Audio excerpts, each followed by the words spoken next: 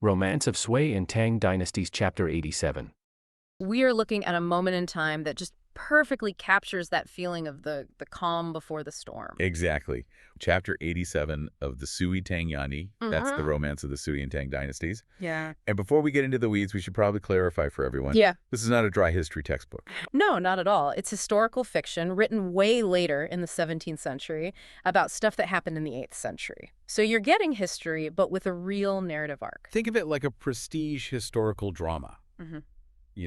based on real events. That's a great way to put it. It keeps the big historical beats accurate. The people, the dates, the wars, but it dramatizes the private moments. It's trying to get at the psychological truth of these characters. And the truth of Chapter 87 is, well, it's devastating. It's about the court of Emperor Xuanzang and his legendary consort, Yang Guifei. Right at the absolute peak of the Tang dynasty's power, the High Tang era. The era everyone romanticizes. The poetry, the art, the wealth. Yeah. But our mission today is to look at the underbelly of that. Yes, because the source text has a very specific agenda here. It wants to show us how a society that's addicted to luxury makes itself blind to its own destruction. It's a case study in denial and in a very, very weird twist. Uh-huh.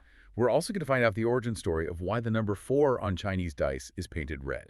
Which is such a fascinating little detail buried in all this epic political drama. That's a piece of trivia I absolutely love. Mhm. But let's start with the heavy stuff. The chapter opens with this philosophical hammer drop. It says, life and death have destiny, and wealth and honor are in heaven. It feels a little fatalistic right off the bat. It does, doesn't it? But it sets the stakes. The author is warning us about what he calls unreasonable men, people who try to force destiny, who try to, hack the system to get power they haven't earned. People who are sinning against heaven, as the text says. Exactly. It's basically the author telling the reader, don't get too impressed by the luxury you're about to see, because the bill is coming due. So let's talk about the context. Oh. Who's running up this bill? We've got the Emperor, Xuanzang.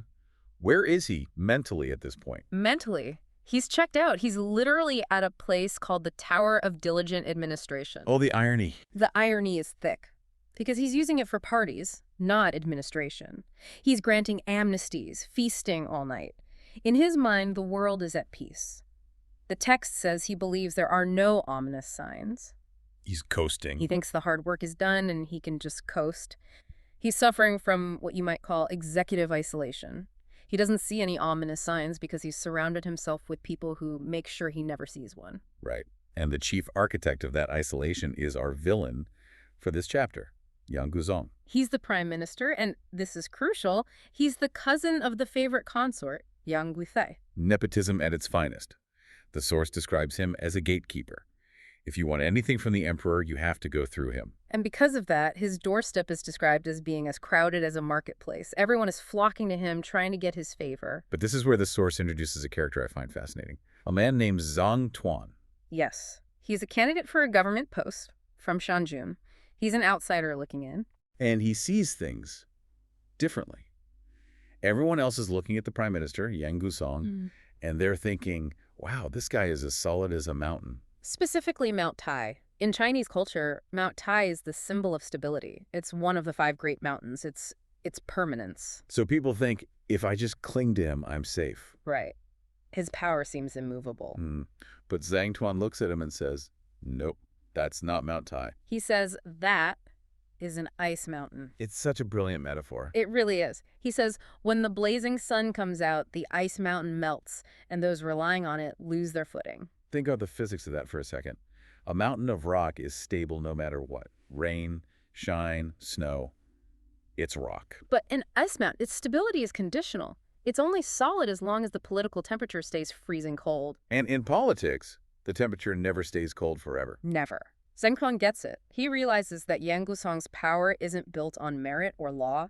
It's built on the emperor's favor, which is fickle, and on corruption, which is unsustainable. It looks solid, it feels hard, but it's chemically destined to just change state. And if you're standing on top of an ice mountain when the sun comes out, you don't just fall. No, you drown. Yeah. The foundation itself just vanishes from under you. So what does Zhang Tuan do? Does he try and fight it? Try to expose the prime minister? No.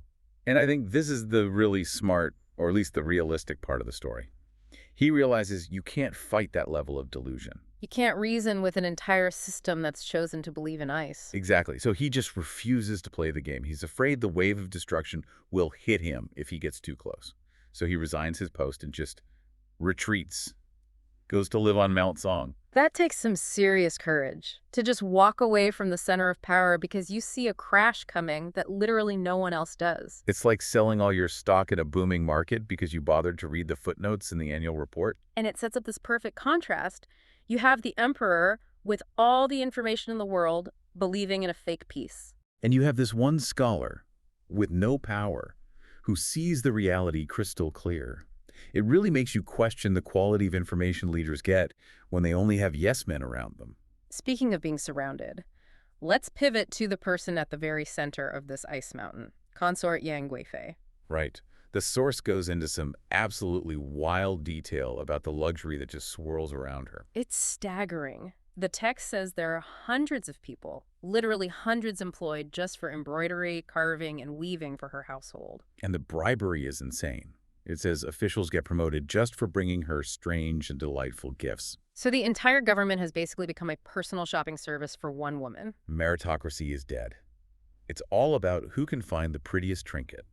Yeah. And this leads us to a very specific, very vivid scene in the text, the horse riding scene. Yes. Normally, a consort for status would be in a carriage, a very private, slow sedan chair. Right. But Yang Guifei decides she wants to ride a horse. And this isn't just, hopping on a pony. The emperor orders the royal stables to find the absolute best horse, pure and good. And when she rides, she has dozens of maids and eunuchs literally running alongside her. Just to make sure she doesn't fall. And the visual is crazy. You have the most powerful eunuch in the entire empire, Gao Lishi, holding her whip for her. That's like, I don't know, the chairman of the Joint Chiefs holding the First Lady's purse. It shows her total dominance over the court. And her appearance is key, too. The text describes her as wearing tight makeup and narrow sleeves, a light shirt. She's dressed for allure, for speed, not for the heavy, formal ceremonies of the court. She's playing a role. And the emperor's just eating it up. They're riding together, racing back and forth, and there's this banter between them that's surprisingly intimate. It is. She teases him, says she's a novice compared to his hunting skills, and he jokes back. He says something like, I might win at horse riding, but in the field of romance, I have to let you win. Wow. Okay, Your Majesty. And she fires right back. She says he's old but strong. They're laughing. They're having the time of their lives. It sounds like a scene from a rom-com. This is where things get a little spooky. Yeah. Because the text doesn't just leave it there as a happy moment, does it? No, it doesn't. And this is why you have to read the source material itself, not just a summary. The author drops a poem right in the middle of this happy scene. And what does it say? It says, today we see the fat maid pretending to ride a horse, a foreshadowing of the year she arrives at Maui. Maui. As in Maui Slope. Yes. And for anyone who knows the history, Maui Slope is the end of the line. It's where the army finally mutinies during the rebellion. And they blame her and her family for everything. They blame Yang Guifei and her cousin, the prime minister, for the ruin of the empire. And they force the emperor to have her executed right there. It's a tragic, bloody, awful end. So this playful scene of her riding a horse is a grim rehearsal. She's playing at riding now for fun. But the text is telling us, look closely, because soon she will be fleeing for her life on horseback, with no fun, no servants, no escape. The source is just layering this moment of joy with the shadow of death. It's so heavy. And it perfectly reinforces that idea of the blindness of power. They're literally practicing their escape and laughing about it. And that theme of play acting at disaster, it just continues right into the next segment, doesn't it? This thing called the wind and flow array. The Fengliu Zen, wind and flow, usually sounds romantic. Yeah, like something cultural elegant. It usually refers to style, romance, a kind of carefree attitude.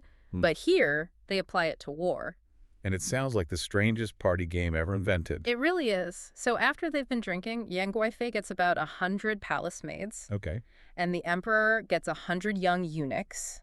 And they stage a mock battle in the palace courtyard. With real weapons? No. That's the thing. They use brocade quilts, these beautiful silk blankets, as their battle flags. Quilts as flags. Yeah. Got it. They have small gongs and drums.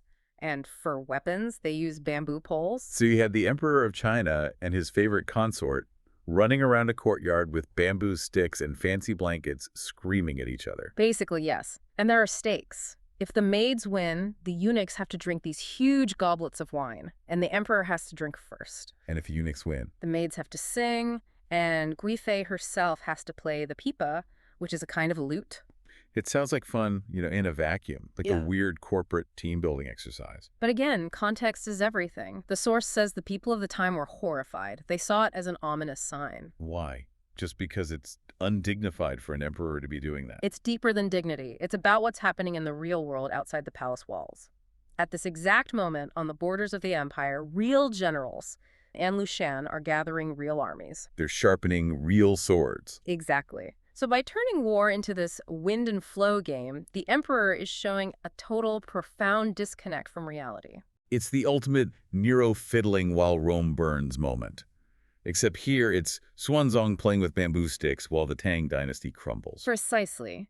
The text even quotes a poem that says, "The palace people learn to act as battlefield people. Alas, the play eventually becomes real."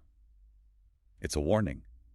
By inviting the aesthetic of chaos into the palace. You're inviting the reality of it. It's like they're tempting fate. They're shouting, "Look how fun war is." And fate is listening and saying, "Okay, if you insist, let me show you what war actually looks like." So in this particular mock battle, the maids win, right? They do. Team Guifei takes the victory. And this leads us to the final and maybe the most surprising part of our source, the origin of the red 4 on dice. We go from impending geopolitical collapse to board game trivia. But they're connected. It's all about luck and the illusion of control. It is. So the mock battle's over. The emperor lost the bet. He's being punished and has to drink these massive goblets of wine. A serious hangover is on the horizon. But Yang Guifei takes pity on him. She says, "You shouldn't have to drink all this. Let's gamble for it." Ah, a true gambler's spirit. Double or nothing. Pretty much. She says, "If you can beat me at dice, I'll let you off the hook." So Gao Lishi, the eunuch, brings out the dice basin. The tension must have been high. Yeah. Not for the fate of the empire, but just no one wants to drink that much wine. Exactly. So they start to roll. First roll, no clear winner. Second roll, it's a tie. But by the third roll, Guifei is winning. The emperor's backed into a corner. What does he need to get? He needs to roll a double 4. 2 4s. That's the only roll that can turn his defeat into a victory. The odds of that are not great. Not great at all. And he rolls the dice. They're spinning in the basin. Yeah. And the emperor of the Tang dynasty, the son of heaven, starts shouting at these little pieces of bone. No! Yes. He's yelling, "Double 4! Double 4!" I can just picture this. The most powerful man in the world screaming at dice like some guy in a Vegas casino at 3 in the morning. It's such a human moment, isn't it? He's not an emperor right then. He's just a desperate gambler. And here's the kicker. The dice stop. And they land on double 4s. You're kidding me. Not kidding. He pulls it off. He turns defeat into victory. And he is so overjoyed. Remember, he's a bit drunk. He's high on the adrenaline of the game that he decides the dice themselves need a reward. He rewards the dice. He rewards the dice. He turns to Gao Lishi and says, "This double 4 suits my wishes perfectly." And he orders that the number 4 on the dice be colored with cinnabar, a bright red, to honor it. To give it the official color of the court. Exactly. And that's why, even today, if you find a traditional set of Chinese dice, the 4 is often painted red. Specifically the 4. Specifically the 4, all from this one moment of Emperor Xuanzang shouting at a table to avoid having to drink too much wine. That is wild. It's a permanent cultural mark left by a completely fleeting moment of joy. It is. But the source text, being the moral critique that it is, doesn't let us leave on that happy note. Of course not. It ends the section with a really poignant poem. It says something like, "The dice received crimson imperial favor." But then it twists it. It says, "If only he had entrusted his red heart, his loyalty like this, the emperor's grace would never have perished." Whoa, so it's playing on the two meanings of red. The red paint on the dice and the red heart of loyalty. Exactly. It's a savage critique of his priorities. The text is saying he gave his highest favor to a piece of bone because it helped him avoid a minor inconvenience. But he failed to give that same favor, that same attention, to the loyal ministers who could have actually saved his empire. He's rewarding luck, not loyalty. And that brings the whole Ice Mountain idea full circle. He's so focused on these tiny, trivial victories. I won the dice game, I won the horse race. While the massive structural problems are just melting away right underneath him. That's the real tragedy of Chapter 87, isn't it? It's a study in distraction. The luxury, the games, the romance. Mhm. It's all just a way to avoid the actual job of ruling. And the tragedy is that Xuanzang wasn't necessarily a bad man. He was just blind. He truly thought the mountain was made of stone. He thought the dice would always come up double fours. The scene shifts. We are dropping you right into the middle of the most opulent high-stakes party in the history of China. The air is thick with imported incense and vintage wine. The room is, draped in silk. Total sensory overload. And in the center of it all, you have the emperor of the Tang dynasty, just completely wasted, playing a board game. But not on a table. Not on a table. He's playing on the back of his chief eunuch, who is on his hands and knees on the floor, terrified to even breathe. It sounds like a hallucination, doesn't it?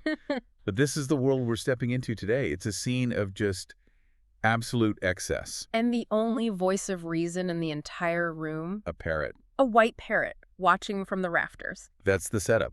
And honestly, this might be one of the strangest, most symbolic stories we have ever covered. I am so ready for this. We've got gambling, we've got talking animals, and we have a fashion trend that is, frankly, the most morbid thing I've ever heard of. It's a lot. On the surface, this just looks like a funny story about a drunk emperor. It disguises itself as a comedy, sure, but the mission of this is to look at how this story frames the fall of an empire. Ah. This text uses a pet bird, the snow-clad girl, to illustrate the peak of the Tang dynasty's decadence and the very subtle supernatural warnings that it was all about to come crashing down. It's the calm before the storm.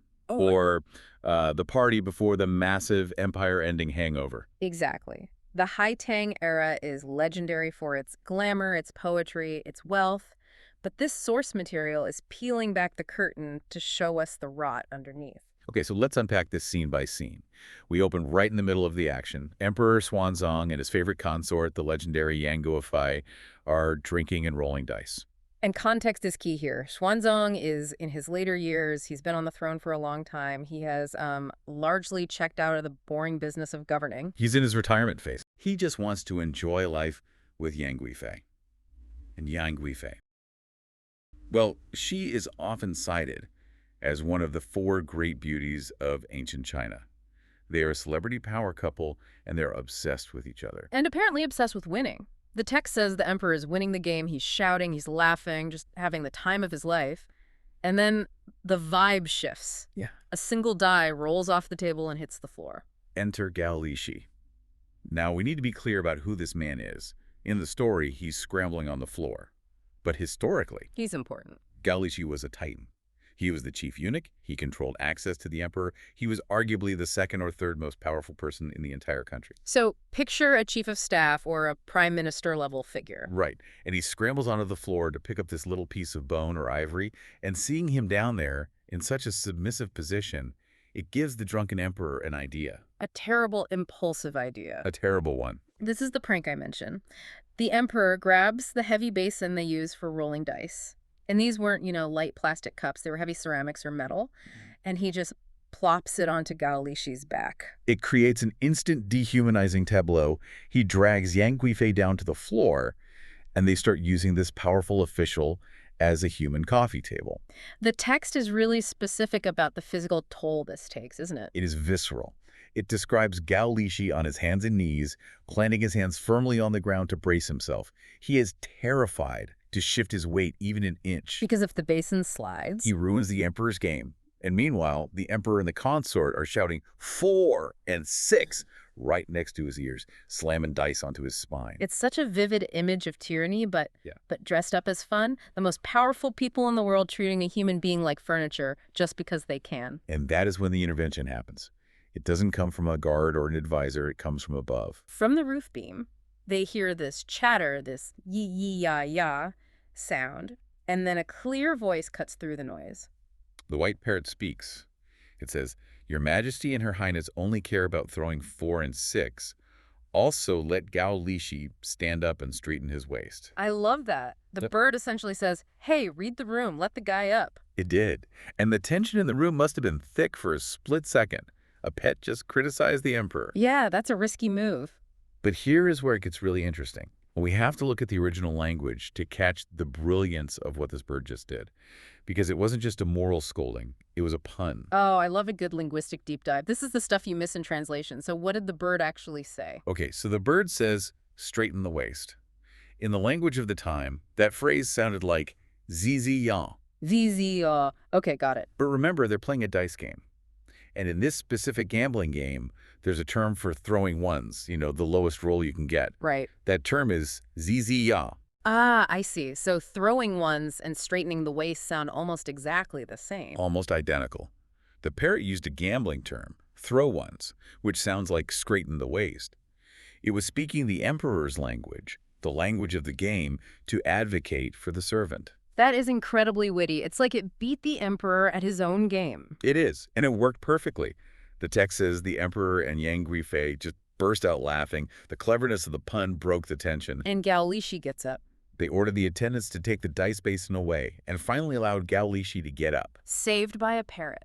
But this isn't just a random bird they picked up at a market, is it?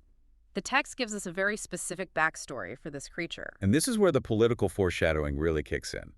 The parrot is described as a snow-clad girl, pure white, incredibly intelligent, and tame. It's never in a cage. Never in a cage. It flies freely around the palace and stays by Yang Guifei's side. Snow-clad girl is such a beautiful name. It sounds so innocent. It does. But the crucial detail is the source of the bird. The text explicitly states this bird was a gift from Lushan when he first entered the palace to meet Yang Guifei. And Lushan. Okay, for anyone who doesn't have their Tang Dynasty history chart handy, dropping that name is like hearing the soundtrack change from a major key to a minor key. Precisely. Lushan is the general who will eventually lead the massive rebellion that brings the Tang Dynasty to its knees. He is the villain of this era. But at this point in the story, he's just a charmer. He's trying to curry favor. So this beloved pet, this symbol of joy and wisdom in the palace, is actually a Trojan horse of sorts. A gift from the man who will destroy them. That is heavy irony. The smartest being in the room, the one with a moral compass, was given to them by the traitor. Exactly. And Yang Guifei loves this bird. She treats it like a treasure. But as the story progresses, things take a turn toward the supernatural. The bird starts acting strange. Right. It stops being the fun party guest. One day, the snow-clad girl flies to Yang Guifei's vanity table, her makeup station, and looks absolutely miserable. Yeah, it's not happy. And it tells her it had a nightmare. A bird having a nightmare. That's unsettling. Deeply unsettling. What did it see? It says it dreamt it was attacked by a bird of prey, a Z bird, and it feels its life is coming to an end. It says, I fear my fate is limited. It's a premonition. The bird knows death is coming. Now, if I'm Yang Guifei and my talking psychic bird says I'm going to die, I am locking the windows. I am calling the guards. You would think. Mm-hmm. But this highlights the mindset of the court. They're superstitious, but they aren't practical. Right. Yang Guifei dismisses the dream as just a dream. Mm-hmm. But she wants to help, so she offers a spiritual solution. She tells the bird, if you are anxious, recite the Prajnaparamita Heart Sutra. The Heart Sutra. That isn't a nursery rhyme. That is deep Buddhist philosophy. Form is emptiness. Emptiness is form. It is the core text of emptiness and wisdom. Yeah. Yang Guifei seems to treat it almost like a protective spell. So what does she do? She orders incense to be lit, gets out her handwritten copy of the sutra, and recites it. The parrot listens, and the text makes a very specific point here. Which is? The bird learned it after hearing it only twice. Twice. I can't remember a phone number if you tell it to me twice. It's meant to show the bird has a Buddha nature. It has a spiritual capacity that rivals or even exceeds the humans in the palace. Wow. For the next few months, this parrot becomes a monk. It flies around chanting the Heart Sutra day and night, sometimes out loud, sometimes just silently moving its beak. So we have a chanting, free-roaming parrot flying through the golden halls, but the nightmare wasn't just a nightmare, was it? No. The omen has to be fulfilled. This brings us to the scene in the rear garden. The emperor and Yang Guifei are out enjoying the day, and the emperor is holding a slingshot and shooting at magpies. Just casually shooting birds while his wife watches from a tower. It highlights the casual violence of the court. Life is cheap to them. But while the emperor is playing at hunting, a real hunter walks by. Uh-oh. An attendant carrying a blue hawk or a falcon on his arm passes under the tower where Yang Guifei is sitting. The parrot is on the windowsill. And the hawk sees the parrot. Immediately. It's instinct. The hawk launches off the attendant's arm and dives at the windowsill. The parrot screams, "Not good," and tries to scramble inside. It's a horror movie moment. It is. And it's a matter of inches. A maid standing nearby has a whisk, basically a dusting tool made of horsehair. Right. Right. And she reacts instantly. She swings it with all her might and manages to hit the hawk right in the eye. The hawk flinches and flies off. That is a close call, so the bird survives. Physically, yes. The parrot didn't get eaten, but the text says it fainted or looked dead on the floor. When it finally wakes up, Yang Guifei tries to comfort it. She says, "It's okay, nothing happened." But the parrot knows better. What does it say? It tells her, "The nightmare has come true."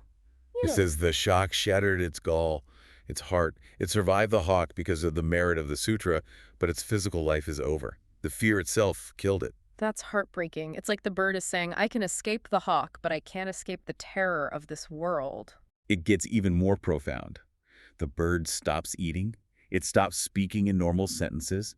It only chants the sutra For 3 days. for 3 days. Then it speaks one last time. It tells Yang Guifei that thanks to the sutra, it is shedding its skin and feathers to be reborn in the Pure Land, the Western Paradise. Oh. It tells her to take care of herself. Then it faces west, folds its wings, and dies standing up, Standing up. like an enlightened master. The text actually includes a poem here that asks a really biting question. What's the question? Animals possess Buddha nature. The parrot is enlightened while humans are ignorant. How can a human be inferior to a bird? That really is the crux of it, isn't it? The bird achieves spiritual liberation. It leaves the game. Meanwhile, the emperor and Yang Guifei are still stuck in this cycle of drinking, gambling, and shooting magpies. Precisely. The bird shed its skin and moved on. The humans are trapped in their skin, in the material world. And speaking of skin, this leads us to the most disturbing part of The aftermath. the aftermath of the bird's death. Right, because they don't just bury the bird and move on. This sparks a trend. First, there's genuine grief. Yang Guifei buries the bird in a silver container, a parrot tomb, and the emperor is actually quite moved. He is. In a moment of reflection, he releases all the other talking parrots in the palace. He asks them if they miss home. They shout, "Long live the emperor," and he sends them back to the forests of the south. Which is a surprisingly sweet human moment for the emperor. It is. Yeah. But then we focus on Yang Guifei. She misses the snow-clad girl terribly. The text says she cries frequently. And apparently Yang Guifei was so stunning that even when she was crying, she looked incredibly beautiful. Like a painting of sorrow. Exactly. And people noticed. The other palace women noticed. They saw that the emperor found Yang Guifei's tear-stained face charming. So what did they do? They started faking it. No way. They started cosplaying her grief. Yes. The source describes a new makeup style called tear makeup, or Lace Wong. The ladies of the court would apply white powder to their cheeks in a specific way to simulate the streaks of tears. So they were painting fake grief onto their faces to look trendy. That's it. That is morbid. It's like wearing a funeral veil as a party accessory. It's incredibly morbid. And the expert commentary within the source material points this out immediately. It calls this a massive ill omen. Because they're simulating sadness. Exactly. The poem referenced in the text says, "Fake tears today foreshadow the sorrowful state at Maowei Slope." Maowei Slope. Maowei Slope is the end of the line. When Lushan finally launches his rebellion, the emperor and Yang Guifei are forced to flee the capital. They stop at a place called Maowei Slope. And the army mutinies. They mutiny. They blame Yang Guifei for the disaster, and they force the emperor to order her execution. That is where she dies. So the text is saying, you're painting faked tears on your face now for fashion, but soon you will be crying real tears at Maowei Slope. It's a devastating irony. The tear makeup becomes a rehearsal for their own destruction. They were painting their fate onto their faces and calling it beauty. That gives me chills. And there's one final layer to this grief that the text mentions. It explains why she was so sad. Right. The text uses an idiom here. Love the house, love the crow. Aiwu-ji-wu. What does that mean exactly? It means if you love someone, you love everything associated with them, even the crows sitting on their roof. You love the accessories of the person. And in this case? The text explicitly states that Yang Guifei loved the parrot so much because she was feeling for the object while thinking of the person. She was thinking of the giver. In Lushan. Yes. Her grief wasn't just for a pet. It was rooted in her affection for An Lushan, the man who gave it to her. So let me get this straight. Her grief for the bird spawned this cursed makeup trend. But that grief was rooted in her love for the very man who was secretly plotting the rebellion that would eventually kill her. It's a perfect circle of tragedy. The bird was a gift from the traitor. The bird warns them of danger. They ignore the warning. The bird dies. The grief for the bird creates a fashion trend that mimics the tragedy to come. all while the emperor is drunk and playing games. You know the story of the Trojan horse, right? Oh yeah, the classic cautionary tale. The Greeks, they leave this giant wooden horse, call it a gift. The Trojans bring it inside their walls, and surprise, it's full of soldiers. And they burn the city down. Exactly. Yeah. Beware of Greeks bearing gifts. Well, today we're looking at a real-life version of that. But instead of a wooden horse, we're talking about 3,000 real, breathing, very expensive horses. And instead of Greeks, we have the infamous general Lushan. Right. This incredible chess match between a rebel-in-waiting and an emperor who, quite frankly, just did not want to see the truth. It really is the breath before the plunge. I mean, anyone who knows Chinese history knows the Lushan rebellion absolutely shatters the Tang dynasty. It's one of the most devastating conflicts in human history. It is. But the psychological maneuvering right beforehand. The war before the war, if you will. It's such a fascinating setup. You have this general, Lushan. He is arguably the most powerful man in the empire outside the emperor himself.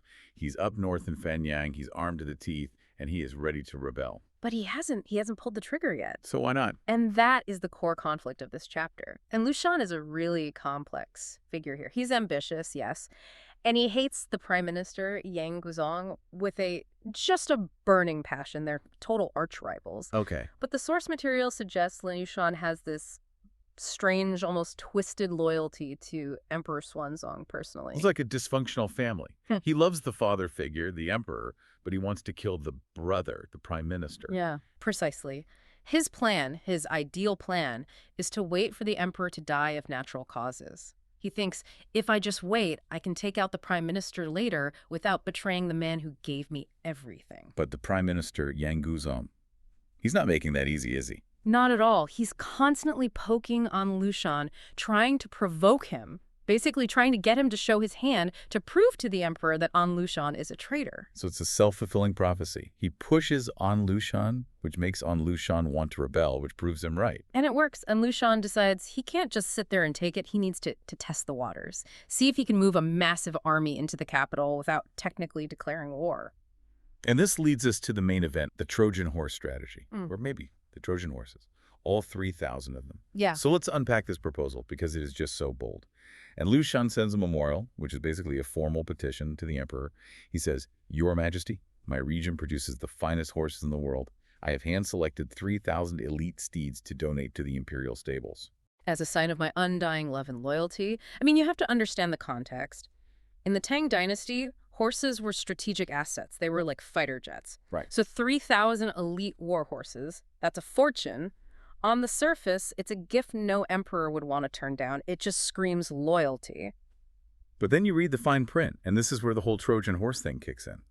Because, well, horses don't just drive themselves to the capital. Right. So An Lushan lays out these very specific conditions for how these horses are delivered.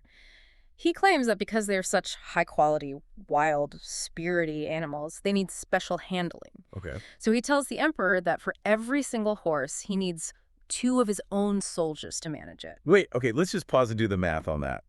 2 soldiers per horse times 3,000 horses. That's 6,000 soldiers. That's 6,000 soldiers just for handling. But he doesn't stop there. He also says that to oversee this massive convoy, he needs to send 24 of his top barbarian generals. And generals don't travel alone. Never.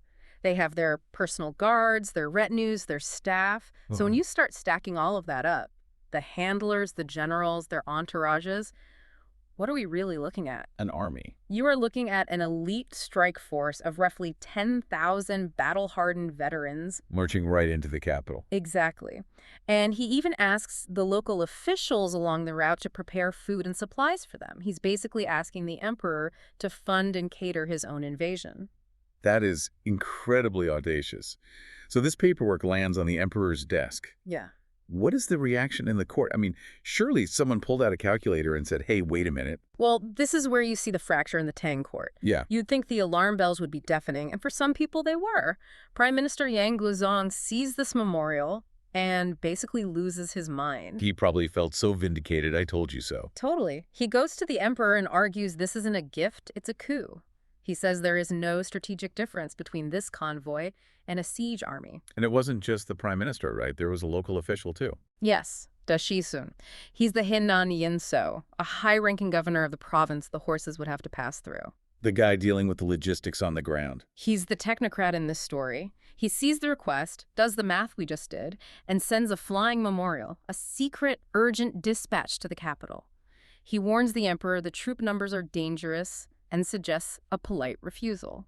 So you have the prime minister and the governor both waving massive red flags, but Emperor Xuanzong, he hesitates. Why? Why was he so blind to this? 10,000 soldiers for a horse delivery seems pretty suspicious. And that's the tragedy of Xuanzong in his later years. He wants to believe the best. He's thinking, okay, 3,000 horses is a generous gift. Maybe Lushan is just being thorough. He's terrified of being wrong. Because if he accuses his best general of treason and he's wrong, he causes the very civil war he's trying to avoid. But there's a deeper reason for his blindness, and it's not just wishful thinking, it's bad intelligence. Right. It goes back to that nickname, the red-hearted child. The red-hearted child, that's what Lushan was called. A symbol of his supposed pure loyalty. It implies, a pure childlike heart with no duplicity. And the emperor bought into this narrative. He bought into it because his own intelligence network confirmed it. Specifically, reports from an imperial inspector named Fu Nulin. Okay, let's talk about Fu Nulin, because this is where this story turns into, like, a detective drama. It really does. So, the emperor had sent this guy, Fu Nulin, to inspect Lushan's region. He trusted him implicitly. And Fu Nulin came back with a glowing review. Said Lushan was a patriot, completely loyal, zero threat. So the emperor trusted the inspector, and so he trusted the general. But there was one person in the palace who didn't trust Fu Nulin at all. Gao Lishi. The famous eunuch. The very savvy eunuch. In a lot of historical dramas, eunuchs are the villains, but in this story, Gao Lishi is the hyper-competent loyalist. He's the one actually looking out for the emperor. He personally disliked Fu Nulin, found him arrogant, but he also suspected his reports were just too good to be true. He'd heard rumors of bribery. So Gao Lishi decides to do a little investigating of his own. And the source gives us this incredible scene. It feels like something out of a movie. It's amazing. Fu Nulin has just come back from a trip to Lushan's territory. Gao Lishi decides to pay him a friendly visit at his home. Just a casual drop-in. When he arrives, the servants tell him that Fu Nulin is currently taking a bath. A vulnerable moment. Extremely. So Gao Lishi says, "Oh, no problem, I'll wait." And he just invites himself into Fu Nulin's study to sit down. The one time you really don't want guests just wandering around your house. Exactly. And while he's sitting there waiting for the man to finish scrubbing up, he glances at the desk. And there it is. The smoking gun. A letter. A private letter from Lushan to Fu Nulin, just sitting there. Fu Nulin was so comfortable, so arrogant, he didn't even think to lock it away. Gao Lishi picks it up. He starts reading. And this is not just friendly chit-chat, I take it. Far from it. The letter is totally incriminating. And Lushan is asking for specific secrets about the court, about what's happening inside the palace. And most damningly, he's asking Fu Nulin to cover for him if anyone gets suspicious. It's proof. He wasn't just an incompetent inspector. He was on the payroll. He was a double agent.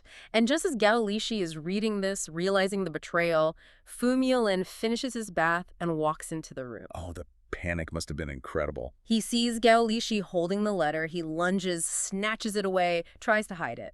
But it's too late. The damage is done. Gao Lishi has seen enough. What I love about this is Gao Lishi's quick thinking.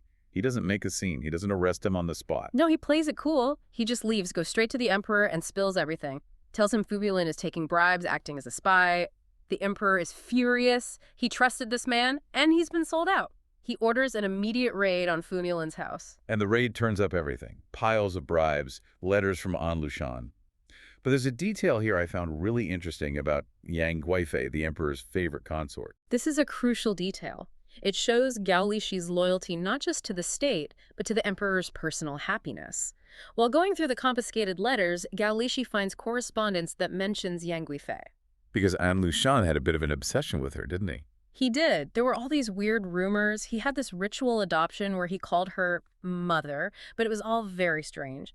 Gao Lishi sees these letters and realizes if the emperor reads them, it could cause a massive scandal. It would hurt Yang Guifei and break the emperor's heart. So quietly, he just destroys those specific letters. He protects the emperor's feelings even while he's saving his throne. That's a dedicated servant. So Fu Nulin is caught red-handed. The emperor wants him dead immediately. But Gao Lishi steps in with some advice that is just strategically brilliant. This is real 4D chess. It is. The emperor wants to execute Fu Yulin for treason, but Gao Lishi says, wait, if you execute him for treason, and Lushan will know that we've found the letters, he'll know his spy network is compromised. And if he knows that, He might panic. He might realize the jig is up and launch his attack tomorrow, and they aren't ready for that. They need to buy time. so they need a cover story. Exactly. Gao Lishi suggests executing him for corruption in procurement. Basically, say he stole money on his business trips. That way, Fu Yulin is gone, the spy is removed, but An Lushan just thinks his guy got caught with his hand in the cookie jar. That is so smart. It creates a fog of war. Yeah. So Fu Yulin is executed. And this is the real turning point for the emperor, right? The red-hearted child narrative is completely shattered. It's gone. The emperor realizes the man who vouched for An Lushan was a liar, and that forces him to look at the whole horse proposal with fresh eyes. He finally has to admit that the prime minister and the governor were right. This isn't a gift, it's a threat. So now the emperor has to respond. He can't accept the horses because that means letting an army in. Yeah. But he also doesn't want to just declare war yet. So he sends a messenger, a guy named Feng Shenwei, with a handwritten edict. And the logic in this edict is just classic bureaucratic rejection. It's not you, it's the weather excuse. That's a perfect way to put it. The emperor writes, "Thank you so much for your loyalty. We love the idea of the horses. However, As always, a however. it is early autumn, the harvest is ongoing, and also it's just really hot right now. It would be cruel to make the horses travel in this heat." So please keep them there for now. Exactly. He says, wait until winter, and when winter comes, don't worry about sending your men. We will send our own officials to pick them up.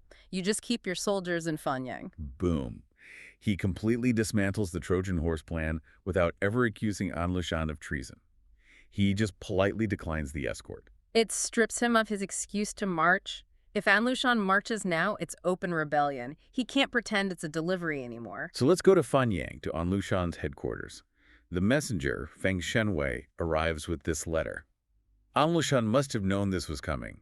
He has spies everywhere. He almost certainly knew the plan had failed, and he is furious. He decides to drop the charade of the loyal subject completely. And the description of the messenger's arrival is terrifying. It's not a nice reception with tea. Not at all. And Lushan lines his headquarters with rows of soldiers. The source talks about shimmering swords and forests of banners.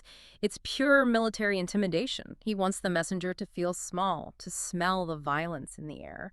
And An Lushan himself, he breaks protocol in a huge way. He's sitting on a hue bed, which is basically a barbarian-style chair or platform. Now, in the Tang court, when you receive an imperial edict, you stand or you kneel. You show submission, and Lushan is just lounging there. It's a massive insult. It's him saying, I play by my own rules now. Pretty much. So Feng Shenwei reads the edict. Too hot, wait for winter. How does An Lushan take it? Poorly, I'm guessing. He snaps. He actually brings up Yang Guifei, saying, I heard the consort was learning to ride, so I wanted to send these for her. Wow, a little dig at the emperor, throwing his personal life back in his face. It's a huge dig. And then he just shouts, if you don't want them, fine, let the horses die of old age. But he doesn't stop there. He refuses to write a formal reply, which, in imperial bureaucracy, is unheard of. You always write back. Instead, he gives a verbal message, and it's a threat. He tells Feng Shenwei, tell the emperor that even if I don't send the horses, I will come to the capital myself in October to observe politics. Observe politics. That's the ancient version of I'm coming to clean house. It is a thinly veiled threat of invasion. He's saying, I'm coming and I'm bringing my army, whether you want the horses or not.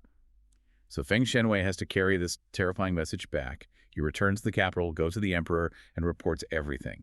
The insolence, the weapons, the refusal to stand, the final threat. And this is the moment where reality finally sinks in for Emperor Xuanzang. The source describes him as being shocked, ashamed, and angry. Ashamed is a really powerful word there. It is. He's ashamed because he realizes he was the fool. He defended An Lushan against his own prime minister. He ignored officials. He put his faith in a red-hearted child who turned out to be a wolf. He knows he's been played. And Yang Guifei is there too, isn't she? She is, sitting silently by his side. The text just says she sighs. It's this tragic image. The two of them, in their opulent palace, realizing the golden age is ending, and the person they doted on is the one coming to destroy it all.